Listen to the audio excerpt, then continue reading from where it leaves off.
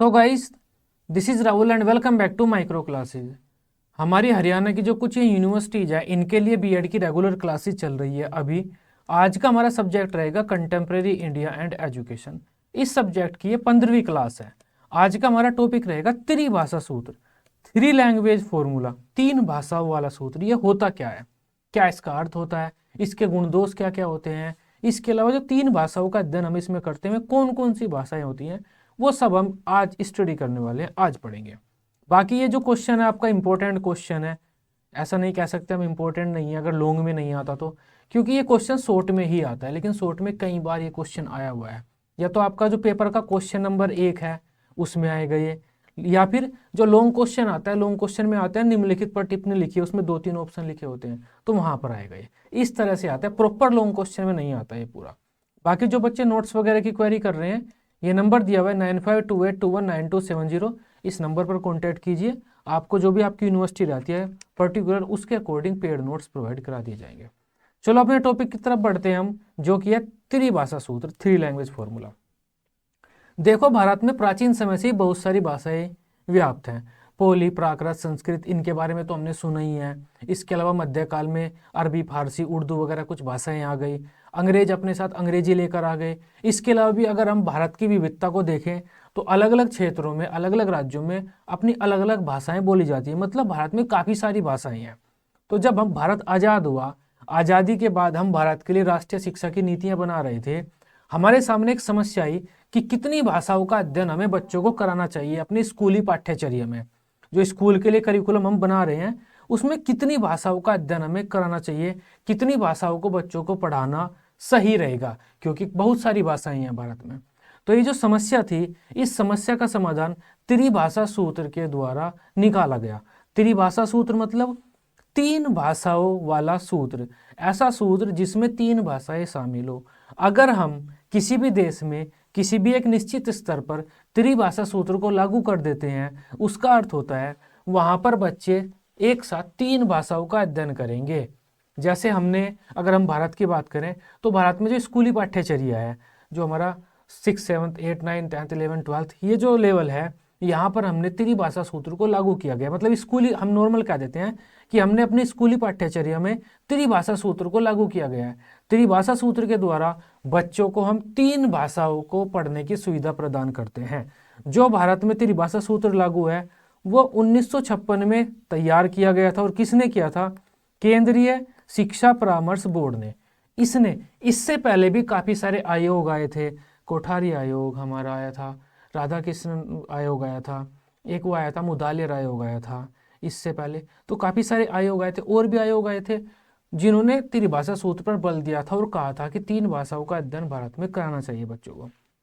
लेकिन वहां से इसकी शुरुआत नहीं मानी जाती त्रिभाषा सूत्र की। त्रिभाषा सूत्र की शुरुआत कहाँ से मानी जाती है? 1956 से केंद्रीय शिक्षा परामर्श बोर्ड ने त्रिभाषा सूत्र का निर्माण किया और यहीं से इसकी शुरुआत मानी जाती है। जो भारत में प्रचलित त्रिभाषा सूत्र है उसमें हम बच्चों को तीन भाषाओं को पढ़ाते हैं अपने स्कूली पाठ्यचर्या में, स्कूल लेवल पर। पहली भाषा जो त्रिभाषा सूत्र में प्रथम भाषा है वो बच्चे की मदर टंग होती है, मातृभाषा होती है, उसकी क्षेत्रीय भाषा। क्षेत्रीय भाषा कहें आप, मातृभाषा कहें, तो बच्चे की क्षेत्रीय भाषा, मातृभाषा कुछ भी हो सकती है। दूसरी भाषा, हम एक राष्ट्रीय भाषा पढ़ाते हैं, भारत की भाषा। मातृभाषा तो हम पढ़ाते हैं ताकि बच्चे का विकास अच्छा हो सके, क्योंकि मातृभाषा में ही बच्चे बेहतर सीखते हैं। दूसरी भाषा हम पढ़ाते हैं एक राष्ट्र भाषा, राष्ट्र लेवल के, नेशनल लेवल की भाषा, कोई भी हो सकती है वो, हिंदी या इंग्लिश, जनरली हम हिंदी इंग्लिश में से कुछ मानते हैं, भारत की भाषा। तीसरी होती है हमारी इंटरनेशनल लैंग्वेज, अंतरराष्ट्रीय स्तर की भाषा, इंग्लिश, फ्रेंच, कुछ भी हो सकती है। तो त्रिभाषा सूत्र में हम बच्चों को तीन भाषाएं पढ़ाते हैं। पहली भाषा तो उसकी मदर टंग होगी, उसके एरिया की लैंग्वेज होगी, क्षेत्रीय भाषा। दूसरी भाषा हमारी राष्ट्रीय भाषा होगी, कोई राष्ट्रीय नेशनल लेवल की लैंग्वेज होगी, कोई भी हो सकती है वो। तीसरी भाषा इंटरनेशनल लेवल की होगी, अंतरराष्ट्रीय भाषा, वो भी कोई हो सकती है। अब देखो, बच्चे की जो प्रथम भाषा के रूप में मातृभाषा की, देखो मातृभाषा तो सबकी फिक्स है। जिस बच्चे की जो मदर टंग है, मतलब जब बच्चा पैदा हुआ था, पैदा होने के बाद उसने जो फर्स्ट लैंग्वेज बोलनी स्टार्ट की उसे हम उसकी मदर टंग कहते हैं। तो मदर टंग तो सबकी फिक्स है, तो संस्कृत, उर्दू, तमिल, पंजाबी, हिंदी जो भी है, ये हिंदी भी हो सकती है, हिंदी भी हो सकती है। तो सब बच्चे की मातृभाषा फिक्स है, जिसकी जो मातृभाषा हम बच्चे को वही पढ़ाते हैं प्रथम भाषा के रूप में। अब द्वितीय भाषा के रूप में हम कोई एक राष्ट्रीय भाषा पढ़ाते हैं, चाहे वो हिंदी हो या इंग्लिश हो, हिंदी या फिर इंग्लिश कुछ भी हो सकती है वो। अब तृतीय भाषा के रूप में हम अंतर्राष्ट्रीय भाषा पढ़ाएंगे, इंग्लिश, फ्रेंच, स्पेनिश कोई भी हो सकती है। इस तरह से हम 3 भाषाओं का चयन करते हैं। लेकिन यहाँ पर भी समस्याओं का सामना करना पड़ता है।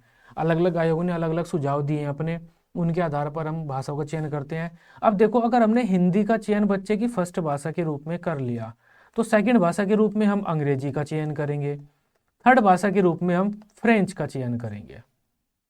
ठीक है, इस तरह से होता है। हम हिंदी के साथ बच्चों को कई बार ऐसा होता है हिंदी के साथ संस्कृत पढ़ा दिया जाता है, और इंटरनेशनल लैंग्वेज के रूप में इंग्लिश का यूज होता है। जो यूपी वगैरह, दिल्ली वगैरह, इन क्षेत्रों में हिंदी के साथ संस्कृत भी पढ़ा दिया जाता है। हिंदी फर्स्ट लैंग्वेज, संस्कृत उसकी सेकंड लैंग्वेज मान लीजिए, और थर्ड लैंग्वेज इंग्लिश हो गई। तो इस तरह से 3 लैंग्वेज हमें चुननी पड़ती है। इसका फ़ायदा क्या है? सबसे बड़ा फ़ायदा तो ये है कि हमारे देश में एकता वगैरह बनी रहेगी, सब लोग बहुत सारी भाषाएं सीख रहे हैं। अब तो जो यूपी का करंट सिलेबस है ना, उसमें साउथ इंडिया की जो कुछ लैंग्वेजेज हैं वे भी रखी गई हैं, बच्चे चाहे तो वे भी पढ़ सकते हैं। अब त्रिभाषा सूत्र का महत्व या इसका लाभ क्या होता है? सबसे पहला तो ये भाषाई विविधता जो है, अलग अलग भाषा में जो भारत है उसमें बहुत सारी भाषाएं हैं, बहुत सारा कल्चर है, तो भाषाई विविधता को बनाए रखता है और राष्ट्रीय एकता को बढ़ावा देता है। हम जो नेशनल लैंग्वेज पढ़ते हैं ना, इसमें राष्ट्रीय भाषा के रूप में कोई भी एक भाषा पढ़ते हैं, उसका काम यही होता है राष्ट्रीय एकता को बनाए रखना। और मातृभाषा हम पढ़ते हैं, उसका क्या काम होता है? बच्चे का विकास अच्छा कराना। अंतर्राष्ट्रीय भाषा हम क्यों पढ़ते हैं? अंतर्राष्ट्रीय सद्भावना की भावना, अंतर्राष्ट्रीय एकता बनी रहे, हम व्यापार अच्छा कर सके देशों के साथ, हमारा देश दूसरों के साथ कंधे से कंधा मिलाकर तरक्की के मार्ग पर आगे बढ़ सके। ये सब उद्देश्य होते हैं हमारे। नेक्स्ट पॉइंट है, यह छात्रों को अपनी मातृभाषा के साथ साथ राष्ट्रीय और अंतर्राष्ट्रीय भाषा के पढ़ने के अवसर देता है, उनसे भी लैस करता है। लैस का मतलब है उसकी नॉलेज रखते हैं बच्चे। यह छात्रों को बहुभाषी बनने में मदद करता है। बहुभाषी का मतलब ऐसे बच्चे जो एक से ज़्यादा भाषाएं बोलते हो, जैसे हम बहुभाषी इंग्लिश और हिंदी तो बोल ही लेते हैं। नेक्स्ट है, उन्हें विभिन्न भाषा और संस्कृतियों से जोड़ता है बच्चों को, जिससे बच्चे दूसरी संस्कृतियों का सामना करना, सामना कह रहा हूं मैं, सम्मान, इससे बच्चे दूसरी भाषा का और दूसरी संस्कृतियों का सम्मान करना सीख जाते हैं। यह भारत में बहुभाषावाद को बढ़ावा देता है और बहुसांस्कृतिक जागरूकता की भावना को पैदा करता है बच्चों में।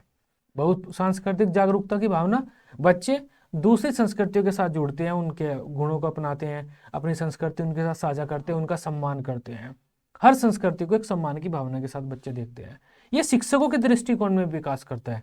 अब जो टीचर हैं, एक लैंग्वेज उन्होंने पढ़ी है, एक ही पढ़ा रहे हैं, लेकिन उन्होंने 2 लैंग्वेज पढ़ी है और पढ़ा 3 रही हैं हमें, 3 भाषाओं, 4-5 भाषाओं को बोलने वाले बच्चों के बीच रह रहे हैं, तो शिक्षकों के भी दृष्टिकोण में सुधार होता है इससे। नेक्स्ट है, इससे अच्छा, अब बात कर लेते हैं हम इसके दोष की। अब बात करते हैं इसके दोष की। जो त्रिभाषा सूत्र है, इसकी क्या लिमिटेशंस है, इसके क्या दोष है? सबसे पहला तो जो हमारा सिलेबस है उसका बोझ बढ़ जाएगा। उसमें तकनीकी विषय हैं हमारे पास, सामाजिक विषय इतने सारे हैं, हिस्ट्री, ज्योग्राफी, पॉलिटिक्स, विज्ञान के विषय हैं, कंप्यूटर भी अब जोड़ दिया हमने, आर्ट्स वगैरह के विषय हैं। इतने सारे सब्जेक्ट होने के साथ अगर हम 3 भाषाएं पढ़ें तो वो बहुत ही ज़्यादा एक बोझ हो जाता है, बर्डन, हमारा जो पाठ्यचर्या है उस पर बोझ बढ़ जाता है। कई बार भाषाओं के अनुवाद और व्याकरण में विरोधाभास होता है। बच्चे अलग अलग भाषाएं पढ़ रहे हैं, लेकिन वे भाषाओं की जो व्याकरण वगैरह है वो सिमिलर नहीं है, तो बच्चों में एक तरह से कन्फ्यूजन भी पैदा हो जाती है। भाषा के बोझ के कारण पाठ्यक्रम के प्रति विरोध उत्पन्न हो सकता है। बच्चे जैसे तमिलनाडु में हैं, तमिलनाडु में हिंदी नहीं पढ़ाते हुए, वे सिर्फ 2 भाषाएं पढ़ाएंगे, अपनी मदर टंग पढ़ाएंगे पहली भाषा, और इंटरनेशनल भाषा पढ़ाएंगे इंग्लिश, बस सेकंड भाषा में नहीं पढ़ाते। त्रिभाषा सूत्र का विरोध करते तमिलनाडु वाले, क्योंकि बोझ बढ़ जाता है, बेफालतू में क्यों पढ़े हम हिंदी, उनका ये मानना है। हिंदी भाषी क्षेत्रों में एक अतिरिक्त आधुनिक भारतीय भाषा के अध्ययन के लिए अभिप्रेरणा का अभाव होता है। जो हिंदी भाषी बच्चे हैं वे प्रथम भाषा, द्वितीय भाषा दोनों के रूप में हिंदी पढ़ना चाहते हैं और अंतर्राष्ट्रीय भाषा के रूप में अंग्रेजी पढ़ना चाहते हैं, लेकिन जो अतिरिक्त भारतीय भाषा हम पढ़ा रहे हैं, संस्कृति या फिर कोई दूसरी, उसे बच्चे नहीं पढ़ना चाहते। नेक्स्ट है, जो अहिंदी भाषी देश है, प्रदेश हैं, ऐसे प्रदेश भारत के जिनमें हिंदी नहीं बोली जाती है, उनमें हिंदी के प्रति विरोध उत्पन्न होता है। जैसे तमिलनाडु में, महाराष्ट्र में न्यूज़ में चलता रहता है, हिंदी कैसे बोला, तो हिंदी नहीं, महाराष्ट्र में आया तो मराठी बोलो। तो कुछ ऐसे प्रदेश हैं जिनमें हिंदी नहीं बोली जाती, वे हिंदी का विरोध करते हैं। क्यों करते हैं वो पता नहीं, राजनीति है सब। तीसरी भाषा के शिक्षण में बहुत ज़्यादा का व्यय होना, अगर हम 3 भाषाएं पढ़ाएंगे तो खर्चा भी काफ़ी होगा। छात्रों को एक साथ 3 भाषाओं का ज्ञान प्रदान करना व्यवहारिक प्रतीत नहीं होता।